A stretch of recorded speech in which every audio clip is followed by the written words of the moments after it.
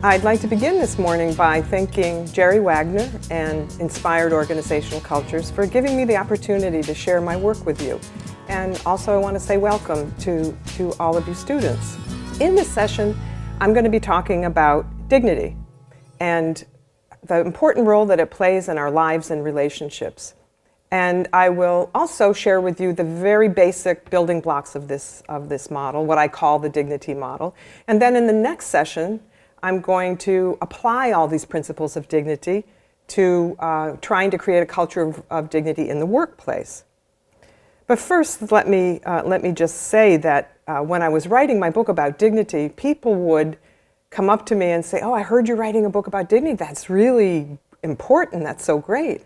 And I thought, yeah, well, that's wonderful. Yeah, thanks. I said to people, well, just tell me a little bit about what you think dignity is about. And people would say, well, it's about respect. You know, everybody wants to be treated with respect. And in a minute, I'm going to share with you that I think dignity and respect are very different. But at the end of these conversations, people would just basically say, well, I don't really know that much about dignity. And they would say to me, I can't imagine how you're going to fill an entire book. What is there to say about it? So I think therein lies the problem, that this concept of dignity is so important to every single one of us, yet we know so little about it. There's a huge educational gap. And what I'm hoping to do by the end of the session is give you a richer understanding of what dignity is, because I basically think this is something that is shared by all humanity, and it really is important for us to understand the role that it plays in our lives. So here are the questions that I was really intrigued by. I wanted to know about dignity. What is it that brings us joy and happiness in our lives and relationships rather than conflict and suffering? And what is it about the human experience that we have such a hard time doing that? Why aren't our lives all joyful and filled with happiness and really positive, loving relationship? What's going on here about being a human being? And is there something about dignity that we could learn that would help us dramatically increase our chances of having joyful lives and having relationships that are really solid and healthy and mutually satisfying? So those are the questions I was looking for when I was researching my book, and I can tell you there were no answers. There are absolutely no answers out there. So that made it even more imperative for me to continue to do this work. So how did I come about this concept of dignity and realize how important it was, certainly to me and the people with whom I worked? Well, I'm an international conflict resolution specialist and have done dialogue work, bringing parties in conflict from all over the world. I started out working in the Middle East on the Israeli-Palestinian conflict, then had another 10-year project in Sri Lanka. I worked in Colombia, in South America, Northern Ireland, the Balkans, you name it. Wherever there was a hot conflict, my organization was most likely involved in trying to bring these parties together. And we would be discussing, obviously, we'd be discussing the political issues that divided these two communities. And we would be sitting there with all these high-level negotiators. And they were all prepared to talk about, their positions and what they needed in order to resolve the conflict. And after sitting at these tables for a few years, I realized that there was another conversation that was taking place at these tables. It wasn't just about the politics, but this other conversation that was taking place was nonverbal, and it was under the table. It wasn't on the table where the issues were that they were trying to resolve. This other conversation, and let me tell you, it was a highly emotionally charged conversation. And what I would notice was that when this part of the dynamics between these two started rearing up, these emotional issues, it would derail real progress on trying to resolve the objective political issues. So I remember one day listening to this and feeling this conversation more than listening to it. And if I were to describe some content for that conversation, it would go something like, "How dare you treat us this way? How dare you? Don't you see we're human beings? Can't you see we're suffering? Don't you know what you're doing to us, the way you're treating us as if we didn't matter?" And I thought, oh, yeah, that's it. That's it. That's really what it's about. How dare you treat us this way? And I thought, gee, how are we going to get that conversation, though, from the bottom of the table to the top of the table? What are we going to do? So I was thinking, well, what if I asked them to tell me about a time when they were emotionally injured by this conflict? Well, that conversation would go nowhere because, frankly, you probably already know this. People don't like talking about their emotional reactions, especially in professional settings, and especially with these high-level negotiators. But yet I knew if we didn't have that conversation, we weren't going to get anywhere in resolving these conflicts. So one day I was sitting, I didn't even know where it was, I think it was Sri Lanka. I was sitting at this table and I thought, I know how we can talk about this because this is about their dignity. These emotional outbursts are about being treated as if they didn't matter.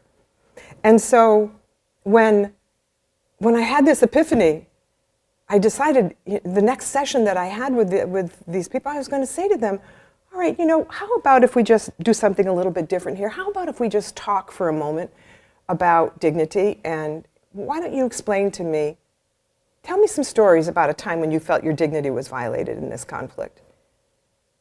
And that's all I needed to do. Because not only were they willing to talk, but everybody was wanting to talk. I couldn't stop them from telling their stories. And they had stories, it wasn't just about their own personal violations, it was stories that were passed down from their ancestors about this conflict and about how badly they were being treated. And those stories get passed down like a dominant gene. So everybody knows them. So everybody was there willing to have a discussion. And it was at this point that I realized that, this is really, we've hit a nerve here and we've touched on what I felt and I considered was a missing link in my understanding of conflict. And I recognized how powerful these unspoken stories were and how much they needed to be aired, they needed to be heard, they needed to be listened to. And so this is all I've been doing ever since. This is all I've been doing. And I want to just share with you a little story that I was in South America convening doing a mediation with two conflicting groups in a government there in South America. And in the beginning, when they heard that they were going to be doing a workshop, a dignity workshop, they were all rolling their eyes. Really high-level people. They were the people who were running the government, actually.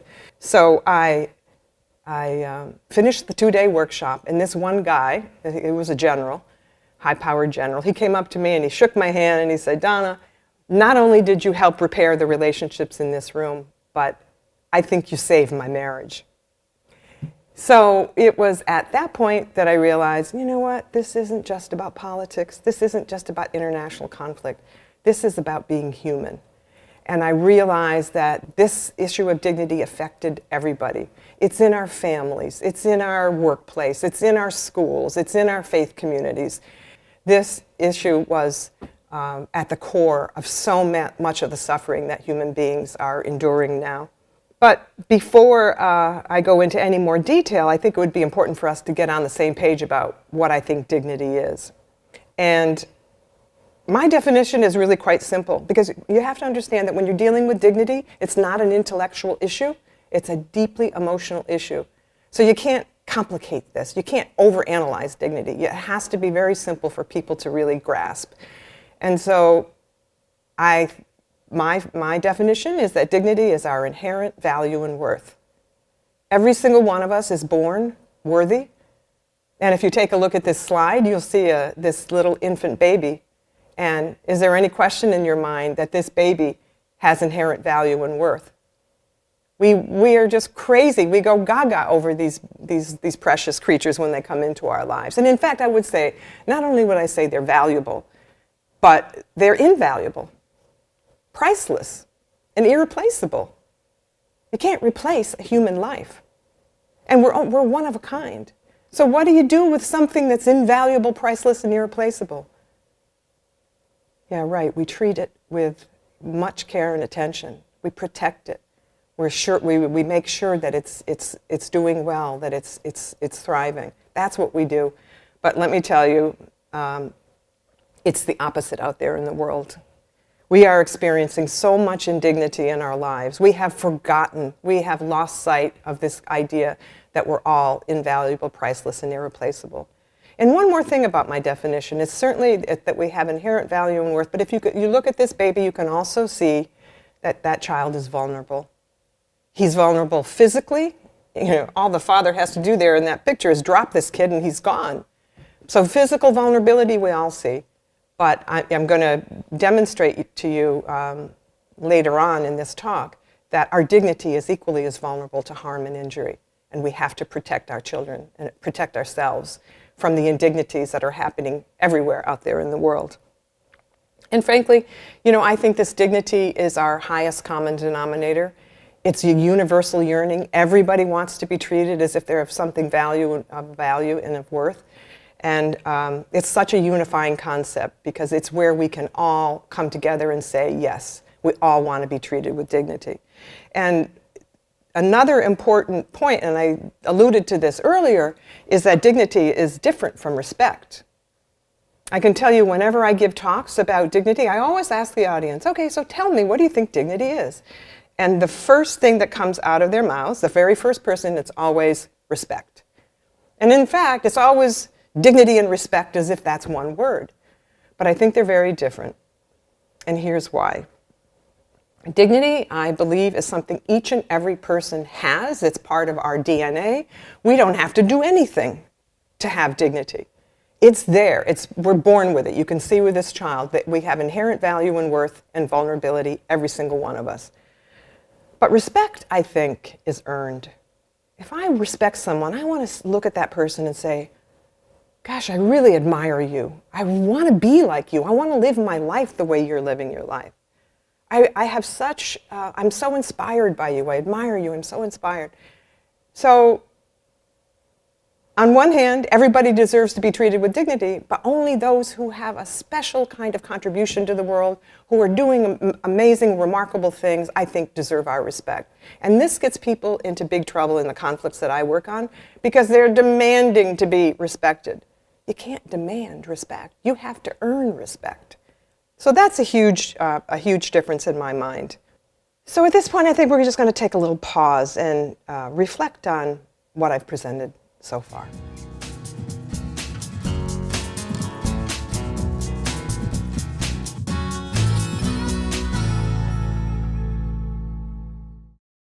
All right, so in this segment, I'd like to give you a little more information about dignity. And I want to start by sharing some really interesting research that I came across when I was writing my book. And this research was done out in California. If you take a look at this slide, you can see that there's a picture here of a person who has broken his arm.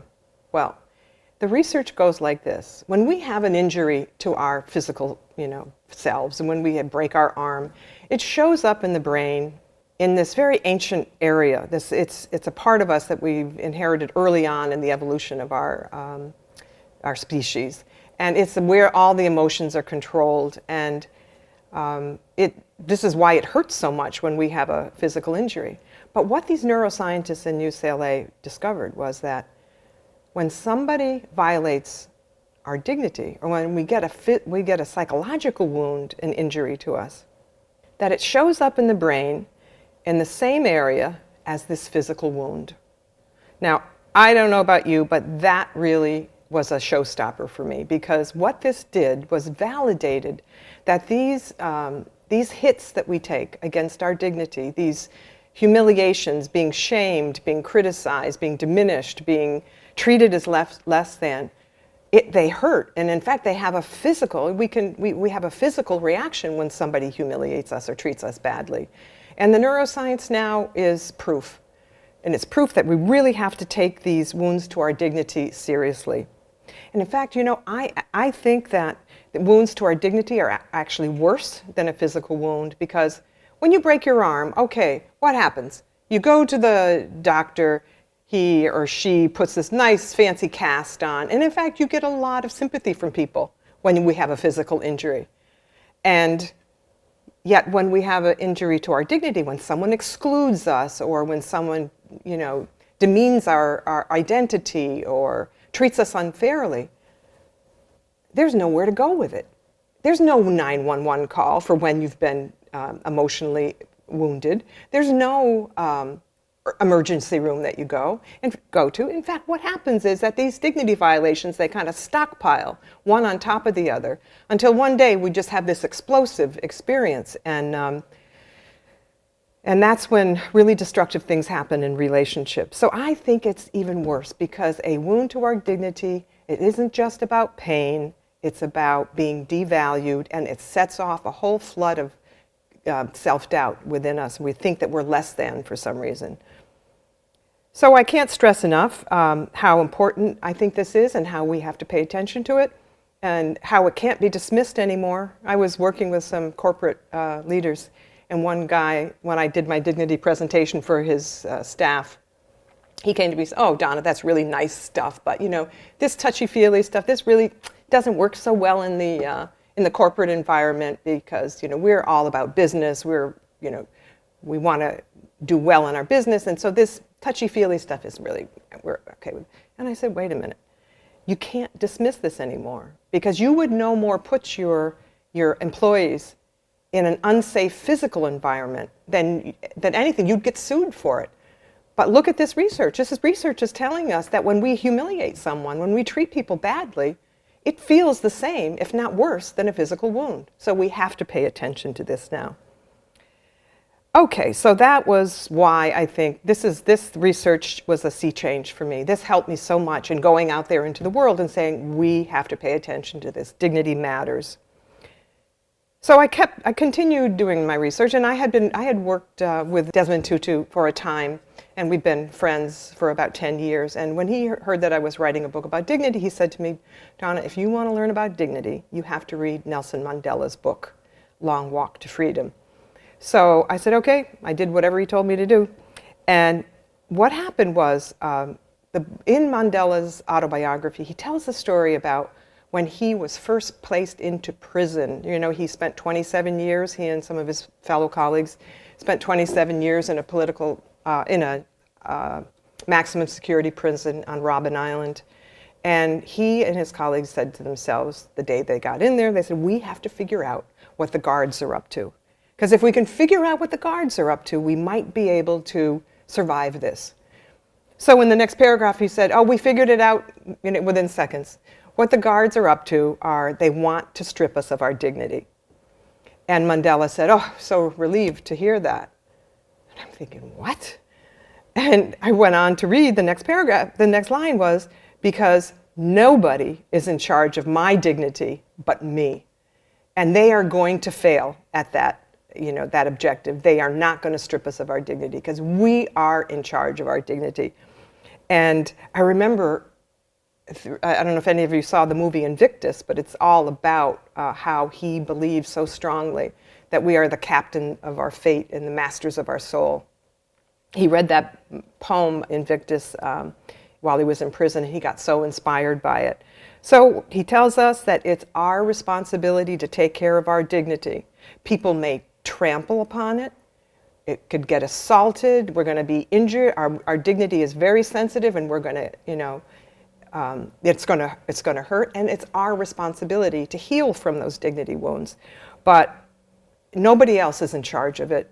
Even though they want to diminish us and they want to make us feel like we are less than human, we know who we are. So this is like the strongest anchor that whenever anything bad happened to them, they went back to this belief of their own dignity and it being lodged directly inside of them. And the other thing is that if you think about it, this is a tremendous source of resilience for people. When I do this work in schools, I tell kids that, you can bounce back from anything. I tell them the Mandela story. They love the story because so many kids think that other people have the power to strip them of their dignity.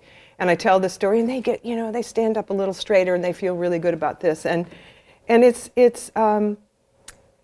instead of feeling helpless and depressed when somebody mistreats us, if you know your dignity is still intact, you are resilient and you can bounce back from anything. Of course, it's going to hurt and it's going to feel bad, but knowing that, it's like it's our anchor, it's our true north, our internal dignity. And I think we have Nelson Mandela and his colleagues to thank for that profound human insight.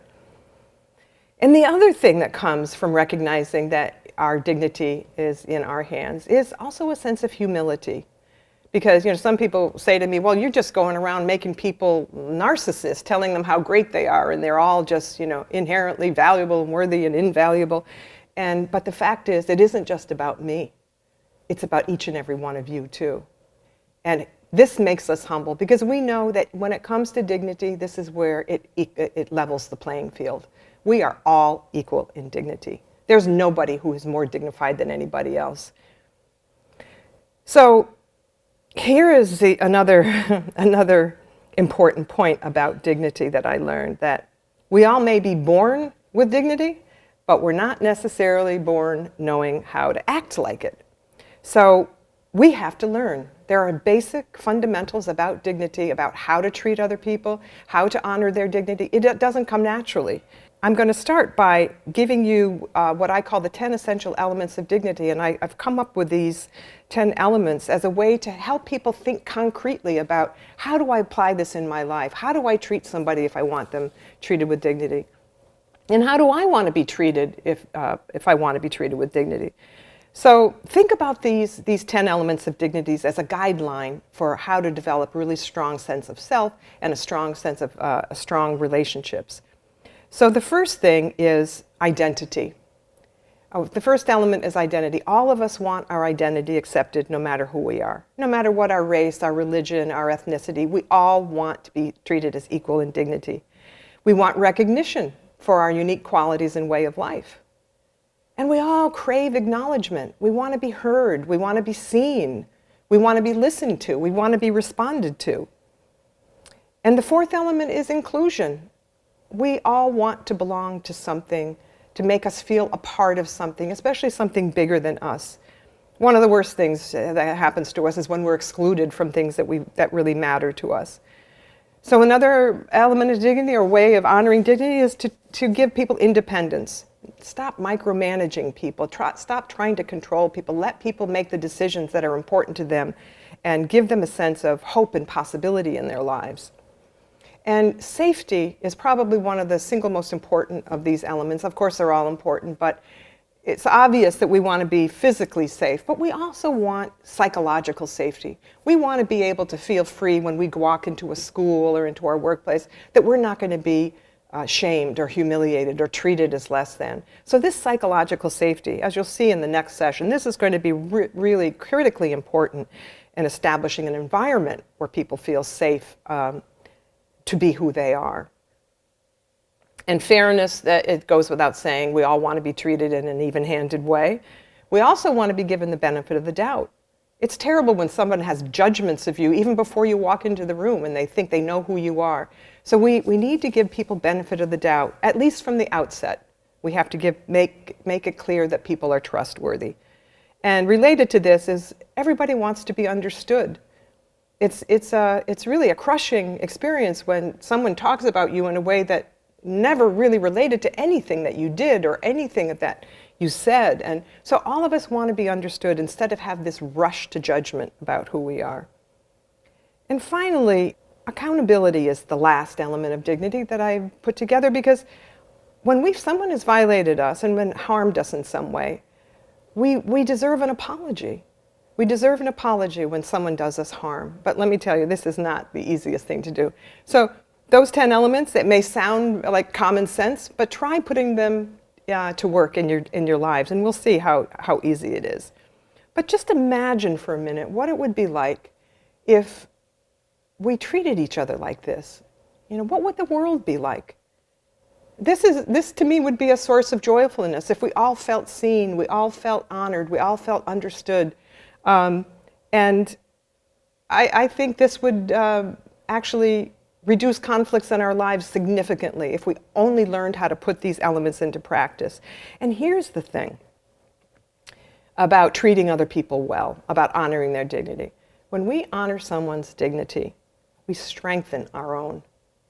We actually look really good when we treat people well. I'm going to pause and ask you to reflect on this part of this segment, and we'll be back in a minute.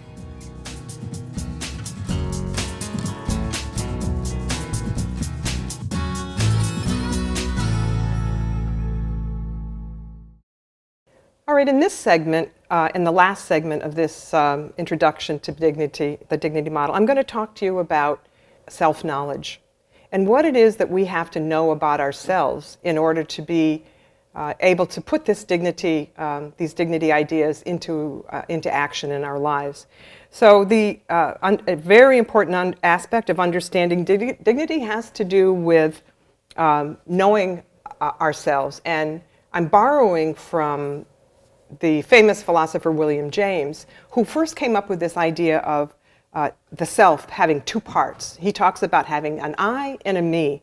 And for this purpose, for the dignity model, it's very important that this is a very important distinction for us to make about knowing where our self-worth comes from. So let me just explain to you what I mean by that. So he says there's two parts. We have a me, and the me needs external recognition of its self-worth. So what does that look like? It means that we thrive on, we only feel good when we get praise. We only feel good when we get approval. We need this external validation to feel good about who we are. And the other aspect of the me is that it's very vulnerable to criticism. And this is the part that feels these dignity violations. It's very reactive. And the reaction when you have a dignity violation, when you're situated in your me, is that you want to get even, you get really angry, you even want to seek revenge and retaliation. So the me is really at the ready for attacking other people who come at you and threaten you. So again, it needs external validation. You only feel good if you get that A on your exam. And if you don't get the A, you feel less than, or you want that job, and if you don't get the job, you collapse into a state of self-doubt. So that's the me. That's the reactive part of who we are. But then again, he points out that we have the I, and the I. Think about the I as Mandela consciousness. Think about the I as knowing that deep inside of you that you're unconditionally worthy. You're worthy as a consequence of your birthright. And also that you know that no matter what other people say or do to you, that still doesn't threaten your sense of worthiness. Again, as Mandela pointed out, it doesn't feel good, but you're not reactive in the way the me would be reactive. You can feel a little bit more centered knowing that the I, that you have this internal sense of validation and recognition of your worth. And so this is also a part of ourself that has the capacity to reflect. So instead of being quick and reactive all the time, this part of us has the ability to, what I call go to the balcony. You can go up to the balcony, you can watch yourself in interactions with other people, and you can actually make a choice about how you want to react. Instead of being this reactive me that wants to get even and pounce, and the I pulls you back. The I can tell you to pause and just stop here for a minute. Don't take the bait here with this person. Just stop and reflect. So this balcony perspective is really important. And the I, this is where you situate yourself when you want to step back for a minute and take a pause from an interaction that you're having. Because remember, that I knows you're worthy no matter what, and you don't have to get so upset. So the other thing is, as Mandela pointed out to you, the I is our source of resilience. It's our true north. It can stabilize us even when somebody is trying to, annihilate us. It's the place, it's our anchor, it's where it's our sanctuary. But now, when I ask my people in my workshops to be honest and reflect about where they think they're situated most of the time when they're out there in the world, they always say, I think my me is where is driving me. I think my me is what is predominantly my consciousness when I'm out there in the world. And so part of the challenge here is to not only recognize that you have an I, and not only to recognize that that is really your true anchor about your worth, but it's also, the I is the part that can calm down the me. When we're all agitated, we're all upset about something. We do have that capacity within us, but it's like any other thing, we need to develop it too. And if we didn't get that message early on that we're invaluable, priceless, and irreplaceable, and if you're like anybody else, many of us endured a lot of dignity violations in our lives, we're not so clear about that I. We're not so clear about that unconditional worth. So part of the work of doing the dignity model is to really get yourself to a place where you are unequivocally and without any doubt whatsoever born worthy. I just want to review here for a minute what we've talked about already. We've talked about the definition of dignity being our inherent value and vulnerability and how it's different from respect. And the second point that I made is that we really want to be aware of what I call Mandela consciousness, that dignity is in our hands only. Even if we thought that someone had the power to strip us of our dignity, it's a very different story when you have your dignity injured versus having your dignity stripped. Yes, we can have it injured, but nobody can take it away from us. And in fact, our dignity, we may betray our dignity, but our dignity will never betray us. And I gave you 10 ways to honor the dignity of others. And these, if you think about these again as guidelines for relationships, when you treat people this way, your relationships will stay strong and they will endure. And recognizing that within us, we have this battle, this internal battle with the I and the me all the time. And if you're honest, we have to admit that we all are struggling with this. We have a lot of ambivalence a lot of the time. And ambivalence is probably the more appropriate way of talking about how we feel most of the time. Because, we love getting praised. We love approval. And I'm not saying there's anything wrong with that. I just am saying, don't let that part run your life. Also know that you have this internal anchor that you can go to any time. So I would like to end this with a story. It's such a story. I went to, not Northern Ireland, but the Republic of Ireland last year, and I was asked to go and give talks about dignity to various groups, political parties, and so on. But one surprising meeting that I had was with a superintendent of police there in Dublin. And he wanted me to come and meet some of his colleagues because he had put together a program that he was very proud of, and he wanted my advice about the program. So what was the program? This is a new superintendent. He had heard when he took office that many of the migrant workers who were coming to Ireland to do all the difficult agricultural work in the summertime, he had heard that they weren't being treated very well. Not only by the people in the communities, but they weren't even being treated very well by the police. So he wanted to turn this around. And so he developed this program, which he showed me. He had a wonderful presentation, and his colleagues were there who were all on board with this program. And at the end, he said, after about a half hour, he said, Donna, so we would really love your input. Is there anything else that we should be thinking about here in this program? And I was just amazed. And I said, gosh, Jack, no. His name was Jack Nolan. I said, Jack, no, this is a remarkable program that you've put together. I'm so touched by it.